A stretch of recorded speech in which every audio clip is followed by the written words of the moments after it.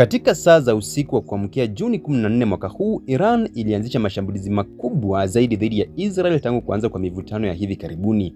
Mashambulizi hayo yalikuwa ya kulipiza kisasi kufuatia kile Iran ilichokiita uchokozi wa kinyama kutoka kwa Israel dhidi ya maeneo ya kijeshi na vya nyuklia vya Iran wiki chache zilizopita. Kwa mujibu wa duru za kijeshi, Iran ilirusha zaidi ya makombora 150 ya ballistic yakifuatana na zaidi ya drones 100 za kivita zilizoelekezwa kwenye miji mikuu ya Israel kama Tel Aviv, Jerusalem, Haifa pamoja na vituo vya kijeshi kwenye ukingo wa magharibi na maeneo ya Negev.